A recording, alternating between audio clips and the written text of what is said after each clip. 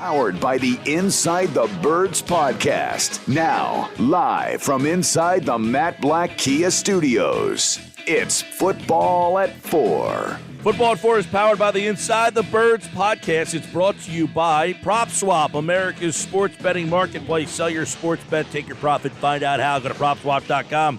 Download the PropSwap app today. All these NFL wide receivers. I mean, this is a story in itself. Adam Caplan from InsideTheBirds.com and the Inside the Birds podcast is set to join me. I'm looking over my shoulder and I see them talking about Deebo Samuel, A.J. Brown, Terry McLaurin. They're all skipping the offseason workouts. They all want contract extensions. The wide receiver market has just got completely blown out of control, and I don't know how you reel this thing back in. We'll get into some NFL, Eagles stuff. A lot happening out there. Very interesting name met with the Eagles, by the way. Let's bring Adam Caplan in from InsideTheBirds.com and the Inside the Birds podcast as he joins us for another edition of Football at 4. Adam, welcome back, man. Yeah, Mike, good to be with you. Yeah, like with the receivers, like Deontay Johnson, I don't expect him to show up. He was the third rounder in that. He's in the final year of his rookie deal, though. The Steelers, they typically, not always, they extended Ben Roethlisberger's contract before it expired, but they typically like to wait till the rookie who's been drafted finishes his rookie deal, then they extend. So, yeah, look, the teams, Washington, as I understand it, was told weeks ago, and that still holds true. They wanted to wait a little bit closer to training camp, but they're open to extending it, though. They definitely want to do it. He's one of theirs. They got that one right. Though he was drafted by a different personnel staff. Ron Rivera, the head coach of Washington, has personnel control, but he's indicated they want to get something done. The Kyler Murray situation is interesting with the Cardinals. They definitely were not considering or wanting to do anything anywhere close to now. They wanted to wait a while because they've got control of him for at least 3 more years. Now, and as you mentioned, some of these receivers are not going to show up, according to that ESPN report. That none of that is surprising. But it really becomes real, Mike, when we get to training camp, because that's when they could be fined.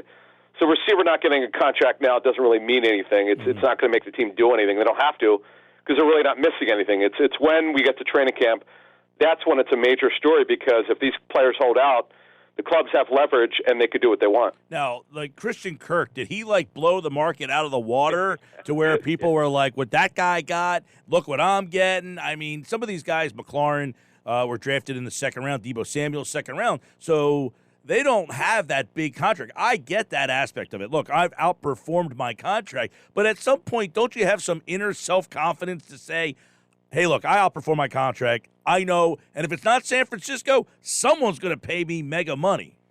Yeah, now, with Deebo Samuel, I understand that Kyle Shanahan, the head coach, has personnel control. And Kyle, like his father Mike, when he had personnel control over the years, has a willingness to walk away from players. He just has shown that.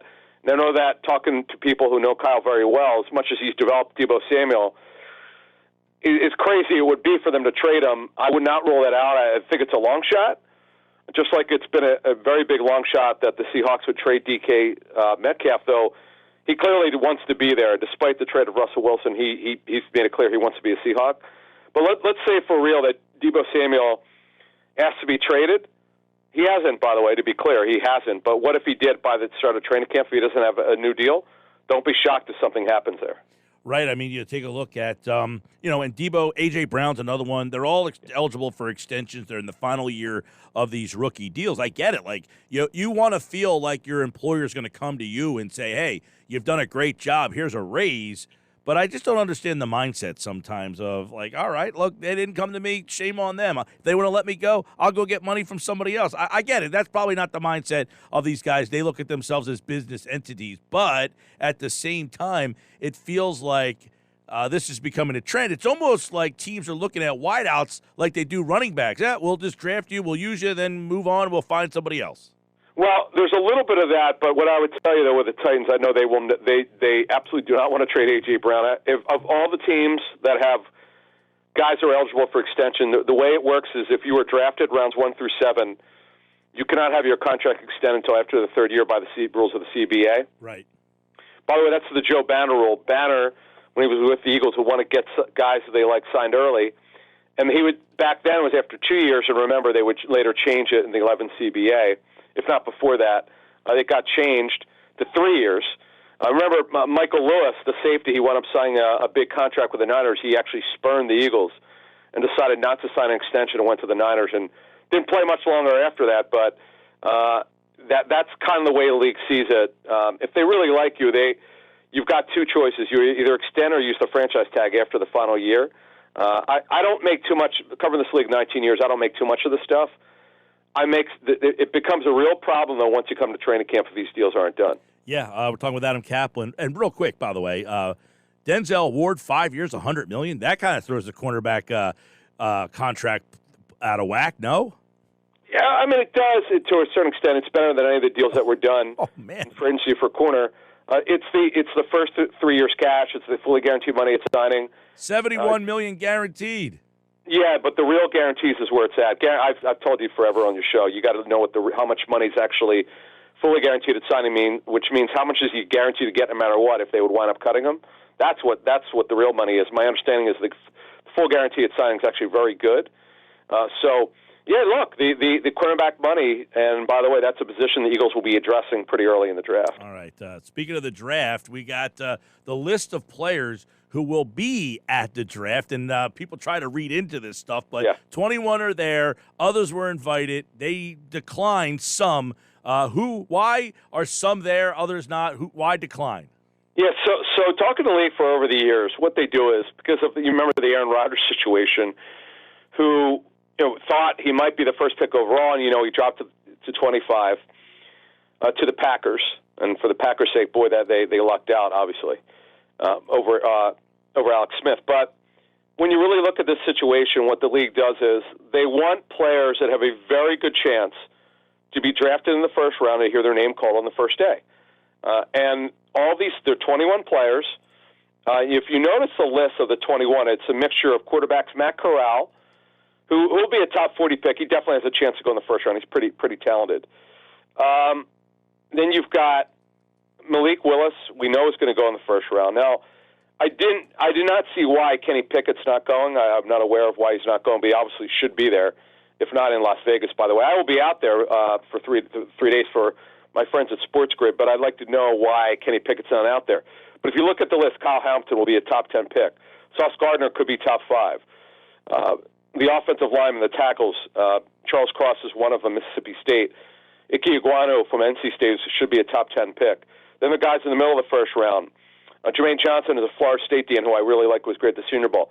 Some of the top linebackers who are out there. And by the way, Garrett Wilson, who I believe will be the top receiver off the board out of Ohio State, who is the most polished receiver for this draft. So that's why these guys go. And Jameson Williams, by the way, who's coming back from the torn ACL. It's interesting that he was invited.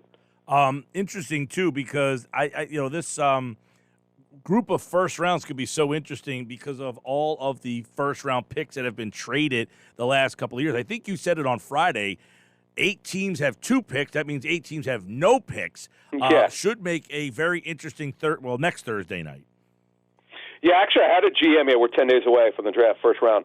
I had a GM tell me he thinks there's going to be a lot of trades. He goes, what happens is these GMs who don't have first-round picks now, who are picking the second round, will get itchy. Now, and of course, it depends if a player drops. I remember when the Ravens made the trade with the Eagles. Remember in 2018, the Ravens wanted to trade back up, and they did, to get Lamar Jackson, and the Eagles wanted to trade out, so it just happened, and they were able to get Dallas Goedert, so it worked out for them. Yeah, so if you look at the trades, I mean, Mike, if you look at the teams that don't have a first-round pick, Bears, the Bears, obviously, with the trade last year, and by the way, the Eagles were involved in talks with them, with the Bears, and they declined to do it. They wound up trading with the Giants. The Broncos, as you know, they traded for Russell Wilson, so they gave up their first-round pick. The Browns, who had an incredible amount of draft compensation a couple years ago after a series of trades from former general managers, well, they gave up just about everything to trade for Deshaun Watson. The Colts for the Carson Wentz trade.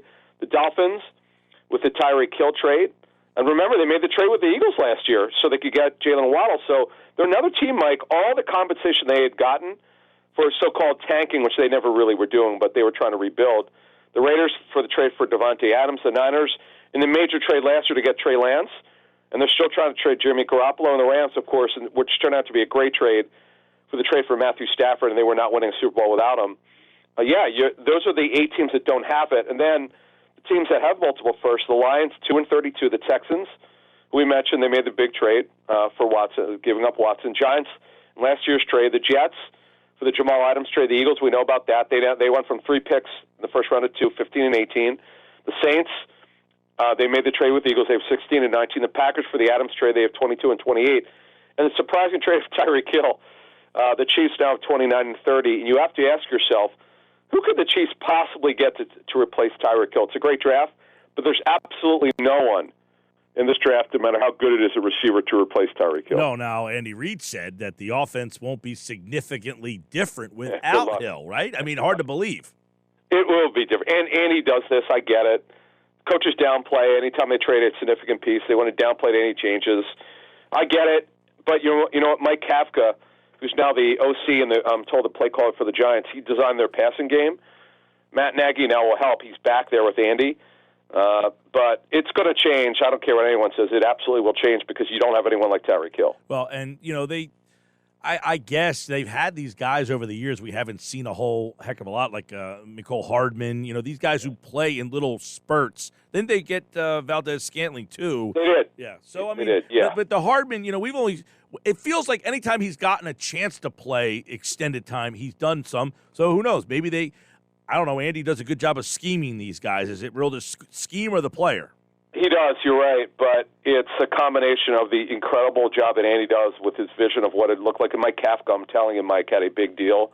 He was heavily involved in their pass game design. He was really their passing game coordinator and not only their quarterback's coach.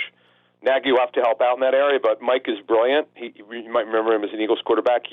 I'm told he will call the plays with the Giants. But getting back, MVS, Valdez-Scantling got a pretty good deal, making about $10 million a year. He runs well for his size, but you got to understand, the most dangerous and toughest receiver to cover the National Football League is Tyreek Hill, bar none. Let's look at the Eagles, who have the 10 picks now, right? People ask me, how many picks do they have? Because they had 3 in the first round, it got lost in the sauce. Did they now have 10 picks in this draft, and 5 of them are in the first 3 rounds? So the impact of them and all the trades that have happened, they got a lot of moving parts from other places. Yeah, so we're going to touch more on this, Mike, next week on Inside the Birds, but my early guess, because you couldn't use, it's not like anyone's telling us. If I had to guess with 15 overall and 18 overall, if they don't trade, it would be cornerback and wide receiver. It partially of who might be there. We'll give you the names next week on our show of who we think it might be at 15 or 18 at the corners. It's funny. I had one GM disagree with some people. I know some teams think it's a real first round of 12 to 15 picks. I had a GM tell me 15 to 18. He thinks because of the receiver group is so strong this year. Yes, it's not great overall. Garrett Wilson should be the first guy. He's really good. Should be somewhere between 8 and 12. He should go off the board. But it's real deep. It's deep in linemen. It's deep on defense. It's deep at corner, by the way. Now, other than Sauce Gardner, it's not elite. I've had personnel people tell me there's definitely a major difference between Stingley and Gardner. Although Stingley's his freshman season was probably better than any season Gardner's had, but unfortunately because of injuries, not play close to that level. Yeah, he's coming off Liz Frank too. Yeah, exactly, and it's a pretty good first round. It's not 32 deep. It never has been, never will be. It's impossible to have that. That's what fans need to understand. That's why teams like to trade down, not up, in the first round. Yeah, all right. Adam Caplan, Inside the Birds podcast. And you mentioned, you hit on this about 15, 18, about whether or not they're true first-round picks, about the depth in this draft. It seems that it's not a top-end, that top-end talent, because of the quarterbacks not being here. But from talking to a lot of people, it seems that there is a lot of depth in this draft. You might not have that true high-end talent, but there is depth into, you just might not get as high a quality player maybe in that 15, 18 spot as maybe in years past. Right. The term is elite, okay? The elite players in this draft. Ahmad Gardner, I had a GM tell me that he thinks he's the best player for this draft. I can't disagree with him. I've been talking about him since November. He's really the first player that we talked about for this draft for last season, and it was the first player I really heard about from a lot of personnel people, and it's pretty much held up. He is a terrific football player. Aiden Hutchinson is really good. Is he elite? That's debatable. Thibodeau is definitely not elite based on personal people I spoke with through his tape study. But there are a lot of really good players. Linderbaum, who's going to be a guard out of Iowa. Ike Iguano is really good from NC State as a guard tackle. Hamilton is really very good, but not elite. Elite means that you really have no weaknesses. It's hard to find those players, Mike. It just, you don't usually have more than 4 or 5 per draft. Stingley, who we just mentioned, is very good, but the problem is you look at his injury history. I'll tell you what, though, if Jamison Williams did not tear his ACL, you might call him elite. He's really special, but the problem is he's going to have a lower medical grade because he's coming off the injury. Well, it's funny you mentioned that. I know you probably Joe Banner's 33rd team. They did their mock draft. They have Jamison Williams going to Philadelphia. Is that right? Yes, I they don't do. even notice that. It's and, funny. Wow. I felt I see wide receiver going a lot in mock drafts, and mock drafts are what they are, but wide receiver seems to be a very popular position for them at one of those 2 picks. But that's one of the few times I've seen him make it there. Normally he goes higher than 15. Yeah, I think they had, if I'm not mistaken, I think they might have had him in for a visit for medical. Oh, George Pickens, by the way. He's going to go in the first round out of Georgia, who's absolutely phenomenally talented. He had the ACL injury from 2020 in November. Eagles had him in last week with Sauce Gardner, by the way. My understanding is his knees checked out pretty well, so he could go in the middle of the first round. And I would not rule out him going to the Eagles at 15 or 18. Real quick, Jordan Davis met with the Eagles today, by the way, as well. So that's another name that is part of their 30 pre-draft visits, and he would be an interesting prospect to get at 15 or 18. Doubtful, though. Well, I'll say this. The sleeper pick, when you say, well, give me some positions that they could take at 15 or 18 that would surprise you. Well, obviously, we've talked about this inside the Birds for months now because of the Fletcher Cox situation. And the Eagles, I don't think Milton Williams is a starter. I think he's a really good third, rotational D tackle. And they just don't have the great depth at D tackle. It wouldn't surprise anyone who follows this at all if they drafted a D tackle. But it's Jordan Davis. You have to figure out, as Greg Cosell told us on our show with him, the guy only plays 20 snaps a game. But why does he play 20 snaps? Listen to our show Monday. We'll have that for you. This next Monday, we're going to give you exactly what personnel people have told us. We've got some really good stuff on him. His tape is very interesting, but you have to be concerned when a guy only plays 20 snaps. There's always a reason for it. All right, we'll be looking for that. Adam, a couple of days this week. Jeff has the week off. He's taking some vacation time. Andrew's here tomorrow. Adam's back on Wednesday as we get ready for the draft, and it always seems that something's going on in this league. We love it. Football at 4 in the books for this Monday. Adam, take care, pal. Thank you. All right, that's Adam Caplan from InsideTheBirds.com. Oh, boy.